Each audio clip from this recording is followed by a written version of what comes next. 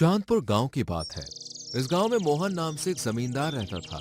गांव में सबसे ज्यादा जमीन मोहन के पास थी, लगभग 100 बीघा। मोहन खूब मेहनत करता था और अपनी जमीन को उपजाऊ बनाए रखता था। सब कहते थे कि मोहन बहुत मेहनती है, लेकिन उसका बेटा भीमा उससे बिल्कुल अलग था। वो बहुत आलसी था। वो अपने पिता मोहन को किसी भी काम में मदद नहीं करता था। एक दिन की बात है, मोहन खेत से घर लौट रहा था। तभी उसे रास्ते में दामू मिल गया। उस वक्त काफी अंधेरा हो चुका था। अरे मोहन भैया, आपको देखकर मुझे बड़ा तरस आता है। कितना काम करते हैं आप। काम तो करना ही पड़ेगा भाई, इसके बिना कैसे चलेगा। लेकिन 100 बीघा जमीन में आप अकेले मेहनत करते हैं। आपके बेटे भीमा को तो काम की कुछ पड़ी ही नहीं है। सारी जिम्मेदारी आप पर आती है, इसलिए जरा चिंता हो रही है। क्या करूं भाई, भीमा बहुत आलसी हो गया है। अगर वो ऐसे ही रहा तो मेरे जाने के बाद पता नहीं क्या होगा। वो हमेशा शॉर्टकट से पैसा कमाने के बारे में सोचता रहता है। मेरे पास एक आइडिया है, आप कहें तो आपको बताऊं। दामू ने अपना आइडिया मोहन को बताया। उसे वो बहुत पसंद आया। फिर मोहन अपने घर की ओर चल दिया। अगले दिन सुबह जब मोहन खेत पर जाने के लिए निकला, तब भीमा खटिया पर बैठकर अंगूर खा रहा था। अपने पिता की मेहनत का वो फायदा उठाता था। सुबह मोहन निकला और शाम होने के बाद काफी रात हो गई, लेकिन मोहन वापस नहीं आया और भीमा देर रात तक इंतजार करता रहा।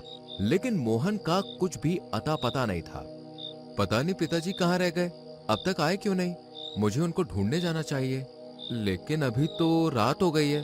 एक काम करता हूँ, कल सुबह ही ढूंढूंगा। भीमा इतना आलसी था कि उसने अपने पिता को ढूंढने का काम भी सुबह पर छोड़ दिया और वो चैन से सो गया। सुबह देर से उठने के बाद वो अपने पिता को ढूंढने निकल गया। वो गांव में कई जगहों पर गया और पूछताछ की, लेकिन उसे अपने पिता मोहन के बारे में कुछ भी पता नहीं चला। ऐसे में दामू उसे मिल गया। अरे दामू काका, क्या आपने मेरे पिताजी को कहीं देखा है? नहीं बेटा, मैंने तो कहीं नहीं देखा। परसों मिले थे तो थोड़े परेशान थे, लेकिन उसके बाद हमारी मुलाकात नहीं हुई। लेकिन हुआ क्या? पिताजी कल सुबह खेत पर जाने के लिए निकले थे, लेकिन उसके बाद घर वापस ही नहीं लौटे। अच्छा अच्छा, थोड़ा इंतजार कर लो, आ जाएंगे। भीमा को दामू की बात ठीक लगी। वैसे भी वो गांव में इधर उधर घूमकर अपने पिता को ढूंढना नहीं चाहता था, इसलिए वो घर वापस चला गया। कई दिन बीत गए, लेकिन मोहन घर पर वापस नहीं आया। भीमा ने भी अपने आलस के कारण उसे ढूंढने की कोशिश नहीं की। भीमा रोज बाहर से कुछ न कुछ मंगवा कर खा लेता था, लेकिन अब तो पैसे भी खत्म होने लगे थे। ऐसे में एक दिन दामू उसके घर आ गया। कैसे हो भीमा बेटा? ठीक हूँ दामू काका, पिताजी के जाने के बाद सब कुछ अस्त व्यस्त हो गया है। पैसे भी नहीं है खाना खाने के लिए। अरे हाँ, अब पैसों से मुझे याद आया। दरअसल तुम्हारे पिताजी ने अब मुझे एक रहस्य बताया था। रहस्य? कैसा रहस्य? तुम्हारे पिताजी ने अपने खेत में कहीं पर धन से भरा घड़ा गाड़ रखा है। अच्छा, खेत में कहाँ पर? वो तो उन्होंने मुझे नहीं बताया। जो मुझे बताया था वो मैंने तुम्हें बता दिया। अब इतने बड़े खेत में वो घड़ा मैं कैसे ढूंढूं? एक काम कर सकते हो, बारिश होने वाली है, इससे पहले तुम पूरे खेत की जुताई कर लो। अगर तुम्हारे पिताजी की बात सच हुई तो तुम्हें वो धन जरूर मिलेगा। दामू काका की बात सुनकर भीमा की आंखें चमक उठी। उसने मन ही मन सोचा कि खेत जोतने में टाइम जरूर लगेगा, लेकिन अगर धन मिल गया तो पूरी जिंदगी काम नहीं करना पड़ेगा। भीमा ने अगले ही दिन से खेत जोतना शुरू कर दिया। पूरा दिन वो खेत में बैल चलाता रहा, यही सोचकर कि धन मिलेगा। ऐसे ही एक हफ्ता बीत गया। उसने पूरा खेत उलट पलट कर दिया, लेकिन धन से भरा घड़ा उसे कहीं नहीं मिला। कुछ ही दिनों में जोरदार बारिश हुई। सभी गांव वाले खुश थे, क्योंकि इस साल पिछले साल से अच्छी बारिश हुई थी, तो फसल भी अच्छी होगी। जैसे जैसे दिन बीतते गए, खेतों में फसलें लहराने लगी और इधर भीमा धन ना मिलने के बाद निराश होकर घर पर ही बैठा रहा। अब उसके पास खाने के लिए ना धान था और ना ही खाना खरीदने के लिए धन। उसका खाना अब पहले से भी आधा हो गया था। जैसे जैसे दिन बीत रहे थे, उसका शरीर दुबला होता जा रहा था, लेकिन आलस ऐसा था कि छूटने का नाम ही नहीं ले रहा था। ऐसे में एक दिन दामू उसके घर आया। क्या हुआ भीमा बेटा, तुम इतने दुबले क्यों हो रहे हो? क्या करूं काका, घर में खाने के लिए कुछ भी नहीं है। जैसे तैसे जीवन बिता रहा हूं बस। जिसके खेत फसल से भरे पड़े हों, उसे खाने की चिंता हो रही है।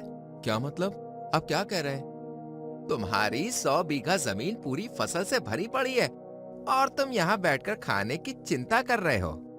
खेत में फसल? लेकिन मैंने तो खेत में काम ही नहीं किया, फिर फसल कैसे? अगर विश्वास नहीं हो रहा तो चलो खुद चलकर देख लो। दामू और भीमा दोनों खेत पर पहुंच गए। भीमा तो फसल से लहराता अपना खेत देखकर चौंकी गया। उसे अपनी आंखों पर विश्वास ही नहीं हो रहा था। ये चमत्कार कैसे हुआ? मैंने तो खेत में कुछ काम भी नहीं किया, फिर इतनी अच्छी फसल कैसे? ये चमत्कार मैंने किया है बेटा। भीमा ने पीछे मुड़कर देखा तो उसके पिताजी वहां खड़े थे। अपने पिता को जिंदा देखकर भीमा आश्चर्यचकित रह गया। पिताजी, आप कहां चले गए थे? मैंने आपको ढूंढा भी था। मैं दामू के घर पर छिपा हुआ था। लेकिन क्यों? ताकि तुम्हें सही रास्ता दिखा सकूं और तुम्हारे आलस से परिचित करवा सकूं। मैंने और दामू ने मिलकर तुम्हें सबक सिखाने का प्लान बनाया था। हाँ, इसीलिए मैंने तुमसे झूठ बोला कि तुम्हारे पिताजी ने खेत में धन का घड़ा छुपाया है। अब तुम मेरी बातों में आ गए और पूरा खेत जोत दिया। इससे तुम्हें सीखना चाहिए कि तुम अकेले ही बहुत कुछ कर सकते हो। लेकिन मैंने तो सिर्फ जुताई की थी, फिर ये फसल कैसे तैयार हो गई? तुमने खेत की जुताई की, उसके बाद मैंने और दामू ने मिलकर बीज बोए थे और सही वक्त पर बारिश भी हो गई। ये उसका ही नतीजा है। और जैसा कि मैंने कहा था, खेत में धन छुपा हुआ है। ये देखो, ये वही धन है। ये फसल बेचकर इतने पैसे आएंगे कि पूरा साल निकल जाएगा। सच में मुझे पता ही नहीं था कि मैं इतना कुछ भी कर सकता हूँ। सच में मेरे आलस ने मुझे निकम्मा बना दिया था। मैं बस यही चाहता था कि तू काम करे और जीवन में आगे बढ़ना सीखे। आलसी होकर पड़े रहने से कुछ नहीं होगा। मैं आज हूं, कल नहीं रहूंगा। अगर तू आलसी ही रहता तो मेरे जाने के बाद तुझे बहुत तकलीफें सहन करनी पड़ती। सच में पिताजी, आपने तो मेरी आंखें खोल दी। भीमा को समझ में आ गया था कि उसका आलस उसे खोखला कर रहा है और उसे उसकी असली काबिलियत से परिचित नहीं होने दे रहा है। लेकिन दामू के आइडिया और मोहन की मेहनत ने भीमा को पूरी तरह से बदल दिया। इसके बाद भीमा भी अपने पिताजी के साथ खेत जाने लगा और उनका काम में हाथ बटाने लगा।